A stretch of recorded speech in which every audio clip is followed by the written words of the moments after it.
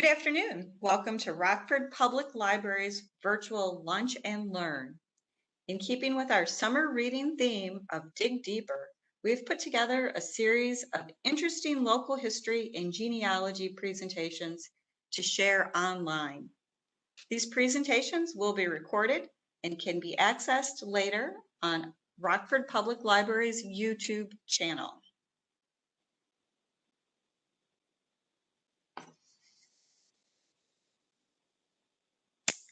My name is Marie Barcelona, and I've worked for RPL for 12 years. I may look familiar to some of you, even if you do not use the main library downtown. That's because over the years, I've worked at many of our branches. I started at the Northeast branch when it was on Morsay Drive. I transferred to the East branch on State Street, then the Rock River branch on 11th Street, before landing downtown at the Hart Interim Library.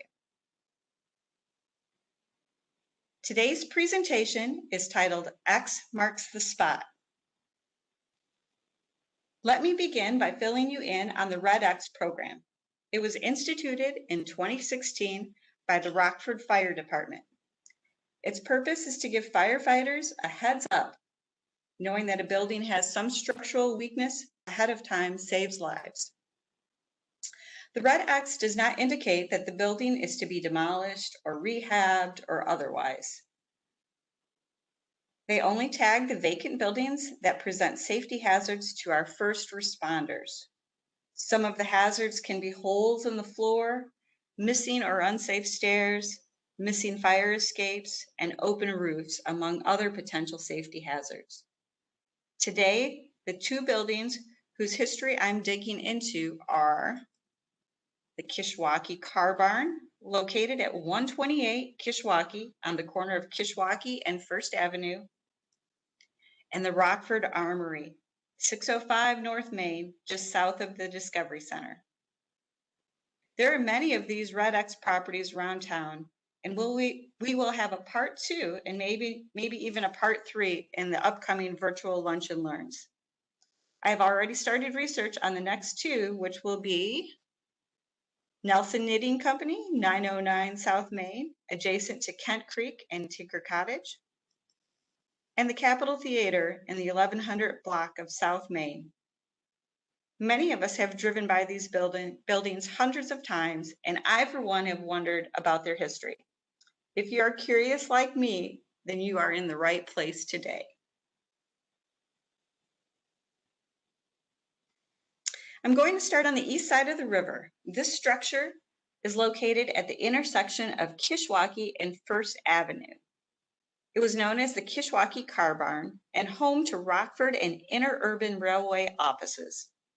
It was built in 1912 by William M. McAvoy and Company of Chicago.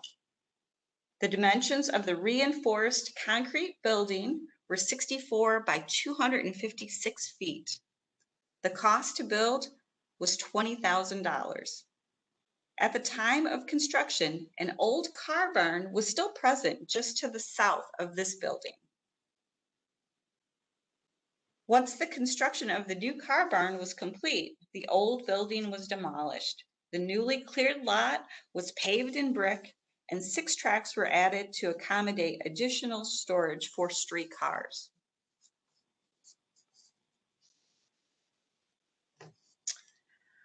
One of my favorite resources in our local history room are the Sanborn fire insurance maps. They have a ton of information, including square footage, number of stories a building was, utility specifics, and sometimes you get a glimpse of how the building was laid out. Looking closer, you can see the notation on the bottom referring to a night watchman who made hourly rounds. It also verifies the second floor was home to a gym, a reading room, a lounge, the restrooms. Check out these trainmen. They appear to be having a meeting. From the expressions on their faces, it must have been a good day. Maybe it was payday. They really did have it made at the new car barn. The second floor was equipped with many amenities not usually supplied by an employer. There were showers, personal keyed lockers, and to top it off, they had billiard and pool tables in their lounge. I'm not sure if this was work or a club. It seems like there was always a car barn on this corner. Before the 1912 car barn was built, there had already been two others at the same location. Originally, streetcars were open air style and mules supplied the power. Streetcar design advanced and enclosed cars were created. This classic example from 1902 was built by the Niles Car Company. It was almost 58 feet long, weighed 69,000 pounds, and seated 54 people. During World War I, Rockford and Interurban built a line out to Camp Grant. The soldiers would come into the city to enjoy a night out, but 54 seats filled up fast. The last car back to Camp Grant in the evening must have been a sight. John Hines, who was a motorman for Rockford and Interurban, said the guys would mob the last car and they'd be riding on the roof and everywhere. This is a view from the south side of the building. It shows a concrete wall installed during the addition of the 6 storage tracks. It looks to be a steep drop at the east end of the property. I'm guessing that is why they topped it off with that fencing. The tall building in the background is recognizable to most Rockfordians as the Faust Hotel. On the right, just behind the streetcars, stood what began in 1876 as a Swedish church. It later housed Rockford's first Jewish congregation before becoming what I remember as Charlotte's Web. Charlotte's Web was demolished last November. I'm getting off track, no pun intended. During my research, I kept coming across newspaper articles that referred to the area in front of the Kishwaukee car barn as the Triangle. I was intrigued and wanted to know more. I had a feeling the answer would be found by looking at old maps. Well, lucky for me, Rockford Public Library has a great collection of old maps in our local history room. I pulled out the 1891 perspective map of Rockford and found the answer I was looking for. Aha! There it is, the Triangle.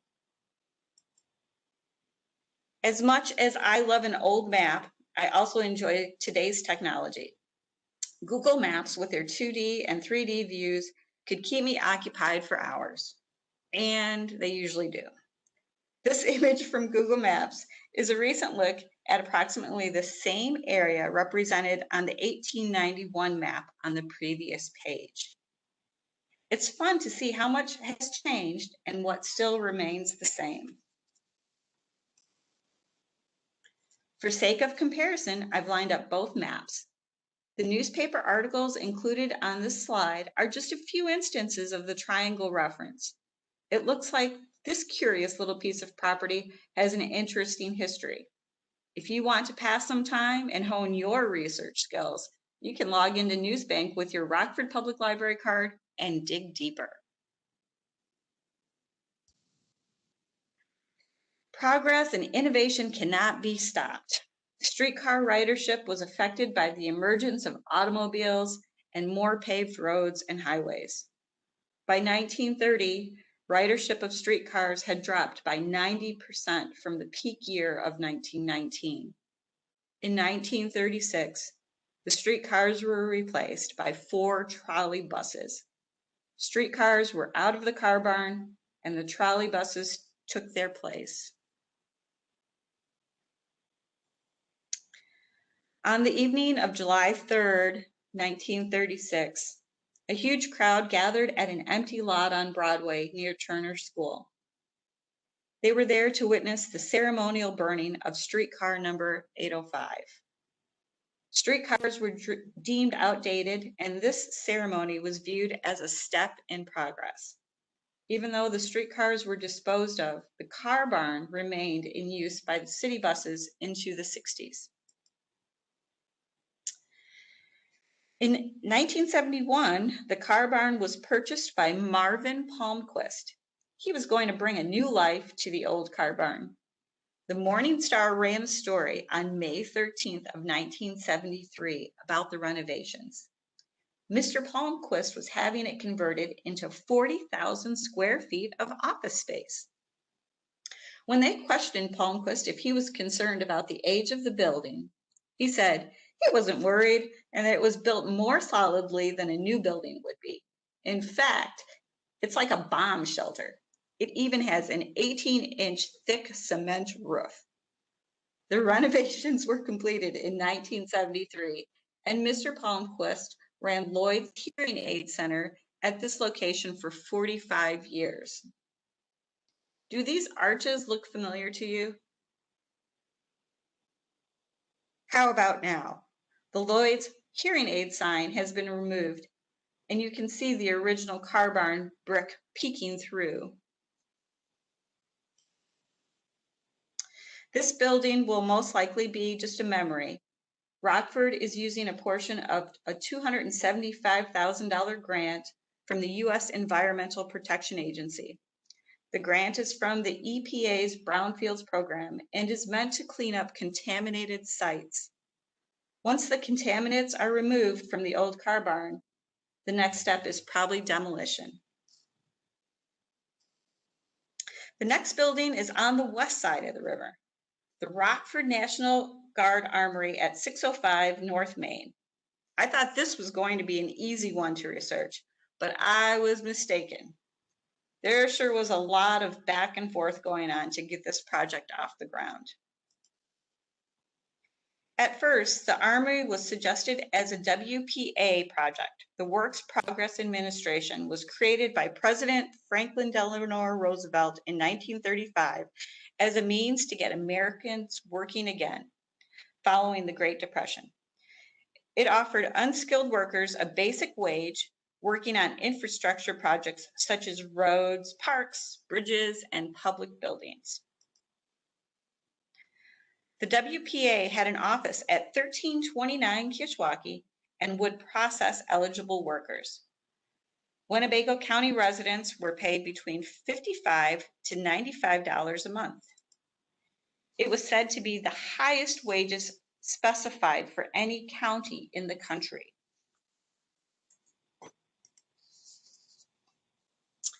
There was a lot of preparatory work to qualify for funds from President Roosevelt's Public Works Bill. The architects Bradley and Bradley were commissioned to draw up Armory plans for submission, even before they knew if Rockford would receive funds. At this point, city officials had yet to choose a site to build the Armory. Applying for funds did not mean that you would get them. There was an approval process and a lot of hoops to jump through. Expense of the Rockford Armory would be paid out of WPA funds by the federal government, but the site had to be furnished free of charge by the city. Donation of an armory site was a prerequisite to construction. No state or federal funds were available for purchase of the property. With plans in hand and the promise of putting many Rockfordians to work, the city had to figure out how to provide a suitable site and get the steel solidified. There had been numerous site suggestions, including 4 parks: Blackhawk, Fairgrounds, Haight, and Haskell. The right of the city to give away parks came under legal scrutiny. The city changed direction and had 2 other options. They were waiting to hear if the vacant Freeman School would be accepted and had the Nelson property on a back burner. Freeman School was eventually ruled out because of legalities, and in the meantime, another buyer swooped in and snatched up the Nelson property. There is definitely more to that story, but I need to stay on track. The Armory future was not looking good. Rules for funds required construction to begin by December 15th, or they would be forfeited, and it was already November. With only a month left until the deadline, the city pulled off purchasing 2 properties a block south of the Nelson property. City Council called a special meeting to authorize the purchase of 605 and 613 North Main. There was no time to waste. The newly acquired properties had to be raised to get construction underway. You can see snow on the ground as these properties were taken down. For reference sake, here is the Sanborn fire insurance map from 1913 with the two properties that were demolished circled. 605 North Main was the Wormwood residence, and 613 North Main was home to the Knights of Columbus Clubhouse. So this is a great shot and must have been a happy day for these gentlemen. With approval already given by the State Armory Board for the Rockford Armory plans, the architects who were responsible for the work did a final inspection of the plans. From left to right are Norman Bradley, John Fish, Harold Bradley, Claude Bolton, and C.W. Bradley. It's nice for me to finally put a face, or should I say faces, to the Bradley name. With the site cleared, construction got underway. This series of photos shows various stages of construction.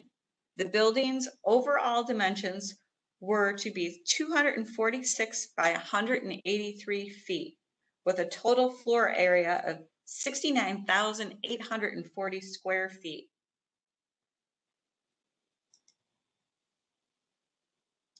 You can see the sunlight streaming in through the windows of the 180 by 120 foot main floor auditorium or drill hall. Around the perimeter, the balcony with seating of up to 1,500. It also had a stage that was 26 by 57 feet.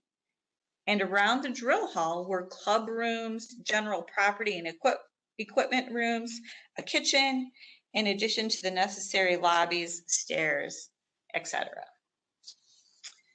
The exterior walls are faced with brick and two shades trimmed with limestone.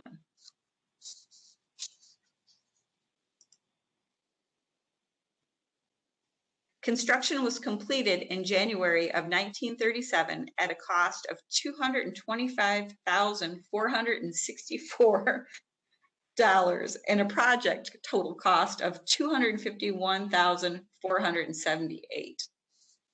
Nothing like getting it right down to the dollar. With so many Rockford resources put to use, I bet there are many Rockfordians who had friends or family that worked on this project. The dedication of the building took place on January 14th, 1937.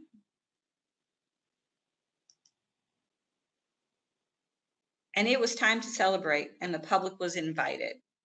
All those involved in this huge project would be present, including the then governor of Illinois, Henry Horner. Also sure to be in attendance were the architects, Bradley and Bradley, and contractors, Shostrom and Sons. The building had to be filled with community pride, with so many local firms represented. I imagine that these workmen would go home exhausted every day, and it had to be so satisfying to share the finished product with their community. Rockford showed up, and then some. The Armory dedication was a success and the beginning of record-breaking attendance at their events. It played host to auto shows, concerts, trade shows, and many community events over the years. This image was from a Sunstrand Christmas party. So, if you know me, you know I love a good concert, and the Armory hosted some of rock and roll's biggest names. Ticket stubs and concert flyers provide us with some great memories. Check out the price on this Blue Oyster Cult ticket, $6. Wow. Or how about $7 at the door to see Kiss and Rush? If you were thrifty, you could save 50 cents by buying an advance ticket. Rush came back for another show, and this time our hometown boys, Cheap Trick, were opening for them. I was really surprised to find this next one, Kansas, at the Armory with Ripped as their opening act.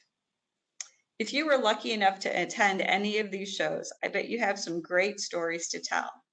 But if I could choose one concert that I would time trip back to, it would have to be Johnny Cash. What? Are you serious? Johnny Cash played at the Armory? Why, yes, he did.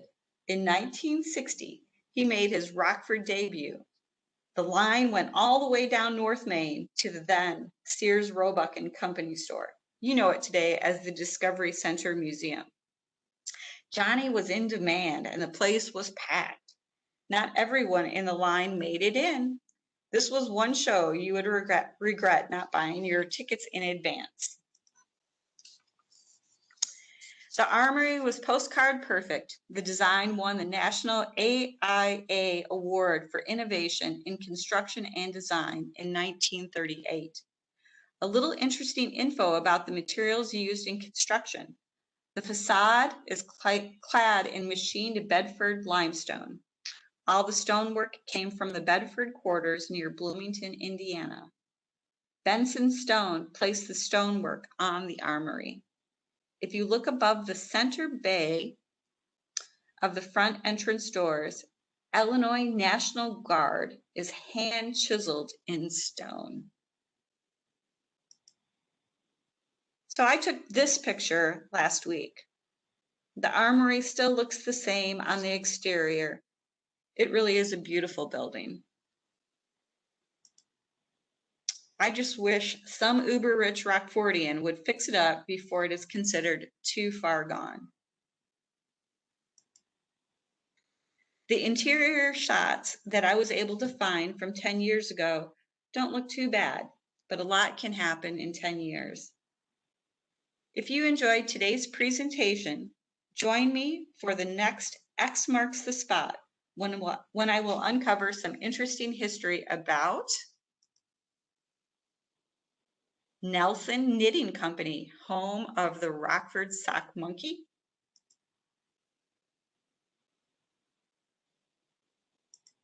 and the Capitol Theater. Thanks for joining me today, and if you would like to contact me with any questions or comments, feel free to email me at mbarcelona@rockfordpubliclibrary.org. Thanks again, and have a great day.